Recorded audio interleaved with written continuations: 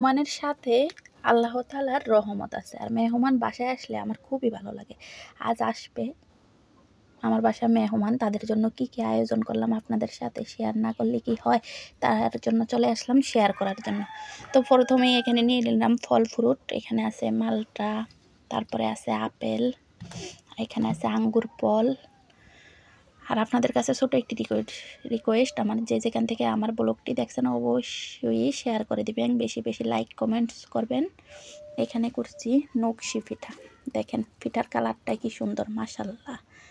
আর এই পিঠার কালার দেখে কেউ যদি লোভে পড়ে যান, লোভ লেগে যায়, আমি কিন্তু দায়ী না ভাই, আগ থেকেই বলে রাখলাম।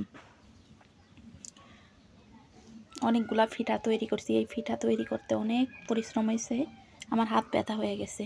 সম্পূর্ণ পিঠাগুলোর ডিজাইন, ভাজা, শিরা দেওয়া সব কিছু আমার নিজের হাতে। এখানে নিয়ে নিলাম পেঁয়াজ কুচি, পরিমাণ মতো নুডলস করব, আর নিয়ে নিলাম কাঁচামরিচ। আর এইখানে নিয়ে নিলাম অনেকগুলো লেবু দিয়ে শরবত করব। এই গরমের দিনের শরীরের দুর্বলতা দূর করতে লেবুর শরবতের বিকল্প নাই। তাই অনেকগুলো লেবু কেটে নিলাম। লেবুর শরবত করে প্রথমেই মেহমানদেরকে লেবুর শরবত খাওয়াবো। এখানে আছে চানাচুর, মিষ্টির সাথে তো একটু ঝালও লাগে, তার জন্য চানাচুর নিলাম।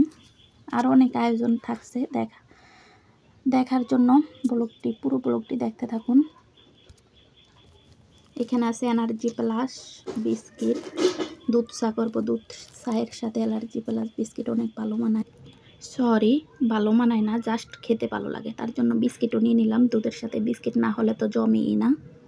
আর বলেন মেহমানদেরকে নুডলস ছাড়া কি কখনো আপ্যায়ন করা যায়, তার জন্য নিয়ে নিলাম। নুডলস করবো, আর নুডলস আমার খুব পছন্দের একটা ফাস্ট ফুড বলতে পারেন। নুডলসও নিয়ে নিলাম। তারপরে আছে সেমাই। কার কাছে এই সেমাইটা ভালো লাগে জানি না, আমার কাছে খুবই ভালো লাগে, মানে খুব মানে এই সেমাইটা হলে আমি খুব ভালোভাবে খেতে পারি।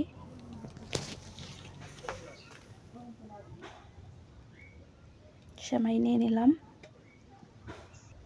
শুধু এইখানেই আপ্যায়ন বা আয়োজন শেষ না, আরও অনেক আয়োজন আছে, অবশ্যই কমেন্ট করবেন আয়োজন দেখার পর আপনাদের কাছে কেমন লাগছে।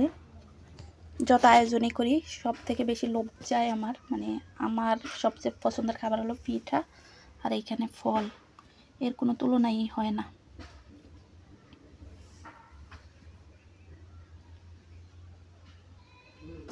আর এইখানে আছে খাঁটি গরুর দুধ দিয়ে দুধ চা করবো, আর হচ্ছে সেমাই রান্না করবো। দুধ চা কার কার পছন্দ অবশ্যই কমেন্টে জানিয়ে দিবেন।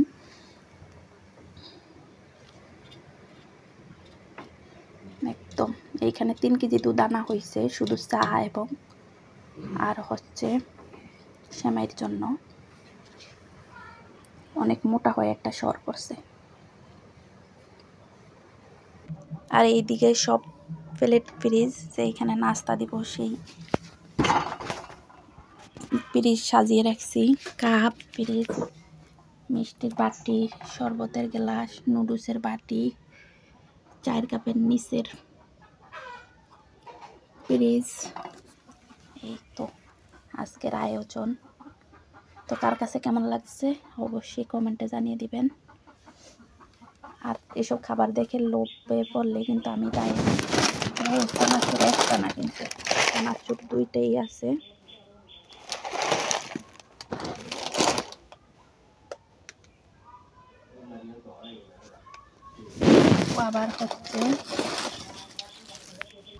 আবার হচ্ছে যে দুধের সাথে শুধু গরুর দুধের চা ভালো লাগে না, ডিপ্লোমা দুধ নিয়ে নিছি, একটু পাউডারের দুধও দিয়ে দিব।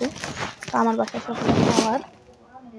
তো বিদায় নিলাম আজকে আপনাদের মাঝখান থেকে, অবশ্যই দোয়া করবেন।